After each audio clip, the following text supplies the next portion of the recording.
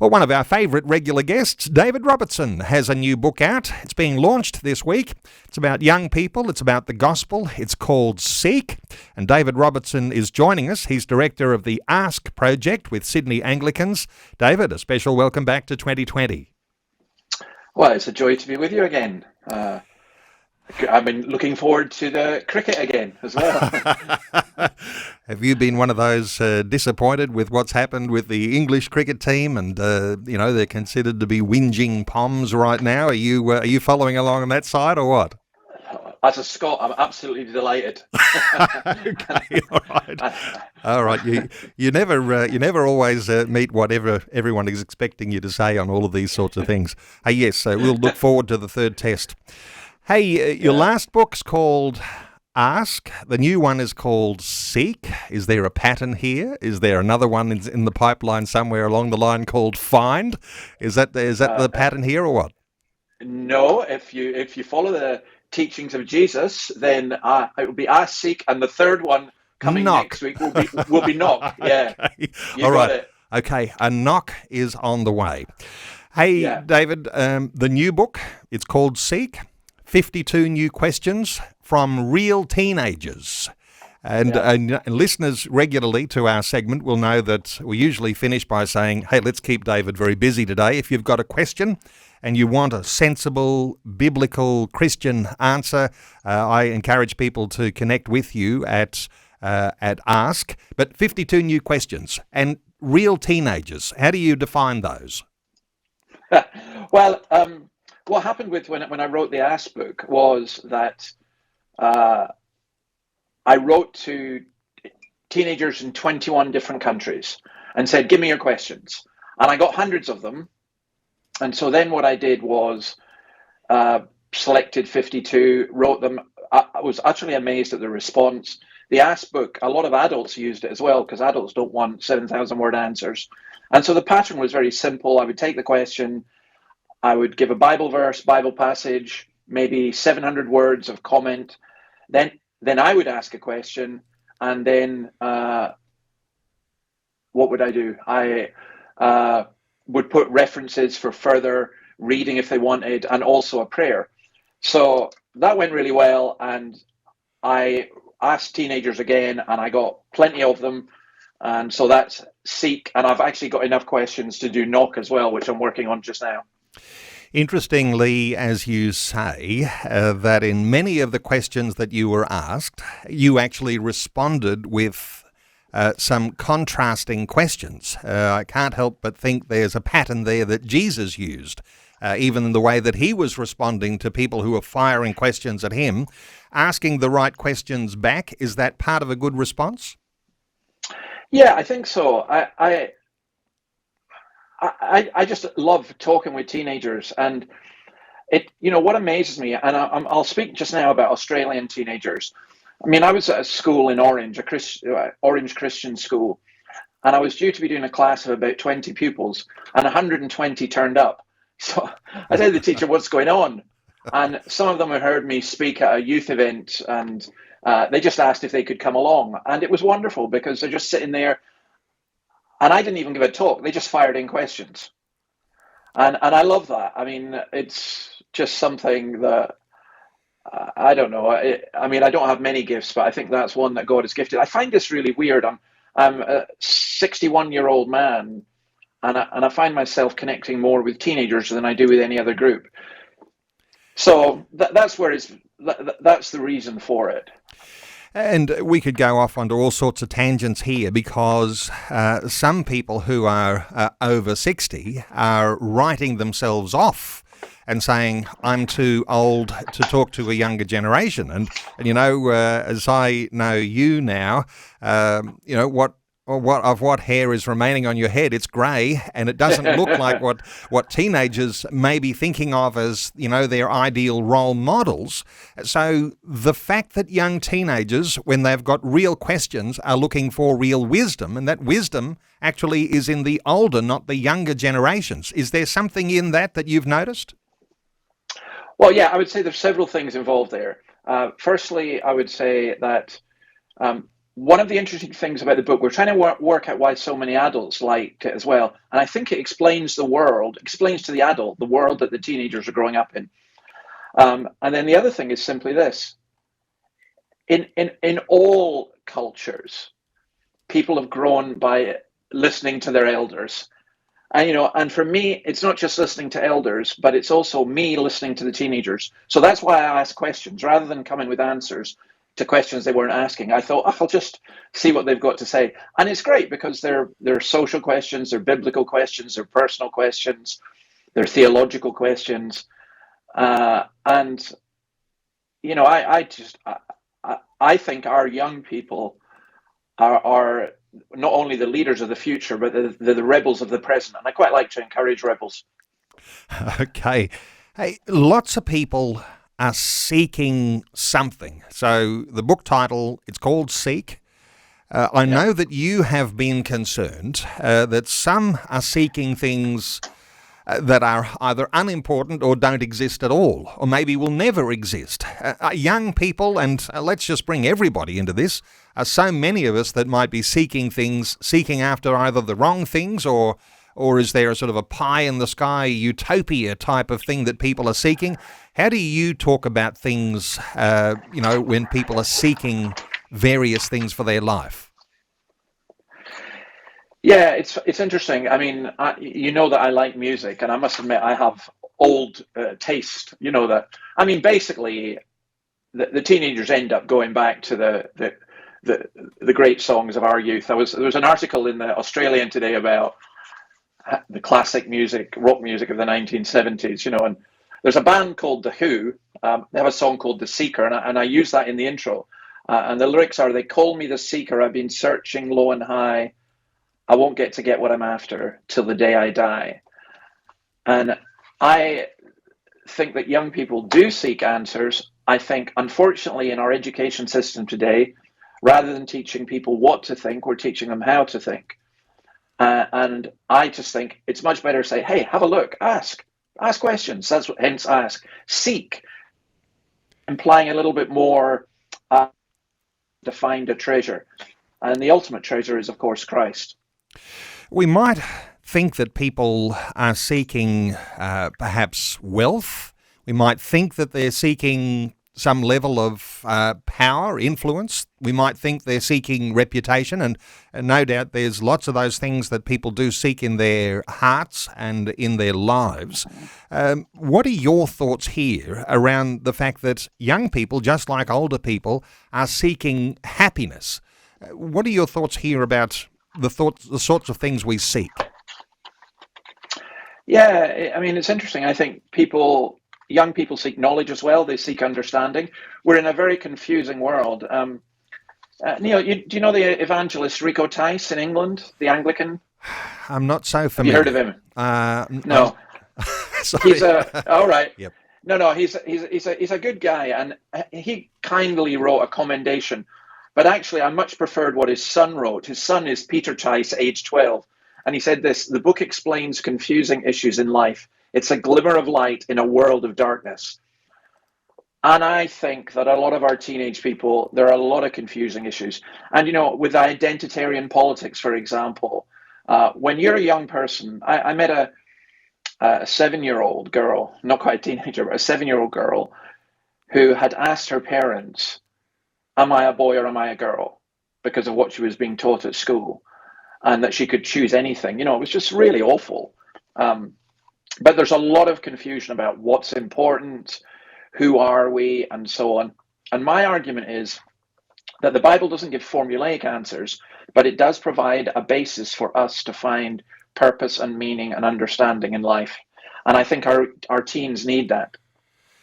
Some might be thinking that place, that purpose, that meaning is found in pursuits.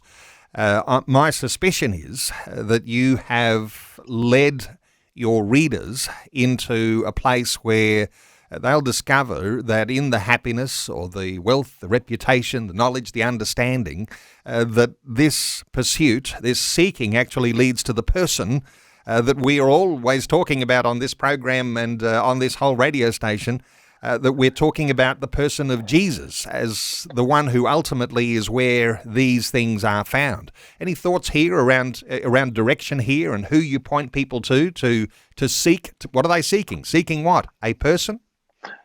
Well, ultimately, we point to Christ. I mean, I found this quite amusing once. There was a man whose wife was converted from a non-Christian background, and he came to see me because he was really angry, and he said that he was a pagan. And in fact, he went off and joined the pagan society the day his wife joined the church. So we had an interesting conversation. And he came along to the church, and he said to me one time, I thought it was great. He said, David, I hate everything you teach, and I love everything you've got here. He said, couldn't you just have it without Christ? And I said, no, that's the point. The point is, for our young people, in your confusion, you won't get clarity without Christ. In your loneliness, you won't get fellowship without Christ. You know, in your brokenness, you won't get healing without Christ. So ultimately, everything does point to Jesus. Now, that's not just as simple as saying, here's your question, here's the answer, Jesus is the answer. But it's more showing how the wisdom of Christ applies to every situation in life. Yes, when you have a direct approach, like you say, and oftentimes this is the first thing we begin to understand when someone says you need to tell your testimony and be a proclaimer of the gospel. You want to tell people that Jesus is the answer. And you've just opened up something really, really beautiful and I think really deep insofar as when you're approaching the questions that young people are asking and you're responding with questions that are in a way, a contrast, you're actually helping young people think through the issues themselves. Nobody likes to be told what to believe, do they? But if they understand that and find that themselves, is that a powerful way of communicating? I think it's a great way of communicating. And I think what I said earlier, too many of our schools are turning into social indoctrination, really. And my purpose is not to go to a child and say, you have to believe this. My purpose is to introduce them to Jesus Christ. And they say, well, what's that got to do with my real life? So, for example, in the first part of the book, I do the more, do you think climate change is real? Will the world be destroyed from climate change? What is a woman and man? That's the second question. Capitalist or communist? That's the third question. Why does God permit disease? There was one on, does factory farming of animals make God angry? And, you know, those are the social questions. Then there are personal questions. And as I said already, there are theological questions. But my purpose is not to go, you ask a question, I'm like Yoda and bring out the answer. What I'm saying is, when you see things in the light of Christ, then all these questions make much more sense. So in each chapter, and I imagine is there a separate chapter for each question? So each question, yes, yep. So you've got the question, and then you're actually trying to bring people into a fuller appreciation of what that question really means, and bringing people into an appreciation of what their question opens up, because you're asking other questions to that. The application of the Bible to those sorts of questions, how do you do that, Dave? Is that something that's easy? Do you just pick a proof text out of the air and say, okay, we're just going to add that one in here? How do you actually approach a biblical response to the questions young people are asking? Well, I'll tell you what, let's go with the first one on climate change. The question I was asked was, do you think climate change is real? Will the world be destroyed from climate change? The Bible reading is Romans 8:18-22. And the text is Romans 8:21, in hope that the creation itself will be liberated from its bondage to decay and brought into the freedom and glory of the children of God. And then I discuss climate change and what's involved, but point out that God is in control of everything.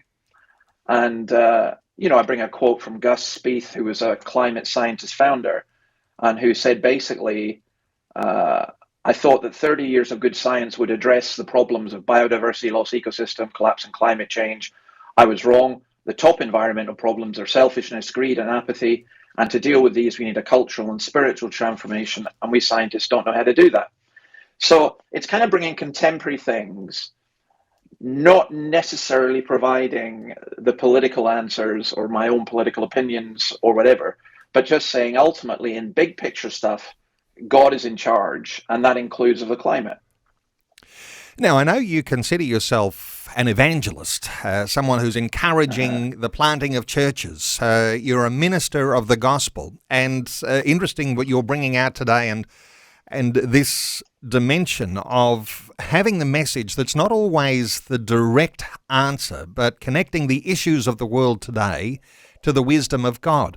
Is that, do you think, as powerful when you do that and people realize that they have a place? I mean, there's a contextualization, isn't there? I know where I am today in the 21st century, and all this stuff you talk about from the first century, Jesus' death on the cross and his resurrection, you're actually able to bring into people's hearts and minds the meaning of what Jesus is to them because of the issues that they're facing today. Is that a fair enough way of saying that you're looking at things a little like that? Well, I think it's a great way of saying it. And, you and I have conversed a lot. And, we've looked at issues like The Voice, climate change, critical race theory, even cricket, and looking at cricket from the perspective of Christ, that's a different angle that you won't get on the ABC. So, and people say, how can you do that? I remember one of my non-Christian friends said, "Oh, for goodness sake, David, can we not have a conversation without it coming back to Jesus?" And I said, "Well, stop asking questions then. Yeah. Stop challenging me, because ultimately it does come back to that. It's, we all have our foundational things, and I think it's lovely to be able to show to people, wait a minute, Jesus has got something to say about these things, and Jesus is relevant for your life. And in other words, Jesus is alive. And if he is the way, the truth, and the life, as he so boldly proclaimed, then when you have him in your life, he's going to be there in the midst of all of the challenges that could be faced throughout every generation. And that is just so powerful a concept to take some time to reflect on. We have run out of time today. One of these days, David, we'll have you on for another hour-long conversation so we can open talkback lines, because this sounds like it would have been one of those days we could do that, but I've got another conversation coming in just a few minutes. But for listeners today, to connect with David Robertson, he's the director of the Ask Project with Sydney Anglicans, and you might want to get a hold of his new book. And Dave's being launched this week, so is there a special launch going on? You're in Sydney. Is there a launch happening? No, I'm going to do a series of events. I mean, ultimately, I want to do events with young people. So actually, if anyone's listening to this and they're interested in me coming along and doing this, I'm happy to do that. My daughter, I didn't realize it was in the bookshops here. I thought it wasn't going to be till next week. But my daughter, who works in Penrith, she was in Coorong in Penrith, and she sent me a photo saying, "Dad, it's here," and she showed me the cover of the book. And so, yeah, it's available. It's available in all good bookshops right now. And as I say, I hope to do a number of events over the next coming months, because my main purpose is to engage with young people. And the book is the result of that, but it's also a starter for that. Well, it's got a blue cover, and there's a green picture of a brain on there. And it's called Seek. So keep that in mind, and no doubt you'll be able to Google that and either pre-order or it'll be available right now. And you can connect with David at his website ask.org.au, and he's a collector of questions. So if you have a question, why don't you ask David at ask.org.au. Ask is about evangelism. David writes for newspapers, magazines. He's the author of a number of books. The last one that he wrote was called Ask. This one is called Seek. And yes, there is a little bit of a hint. Another one is coming sometime down into the future called Knock. So ask.org.au. David Robertson, thank you so much for taking some time to share these thoughts with us today on 2020.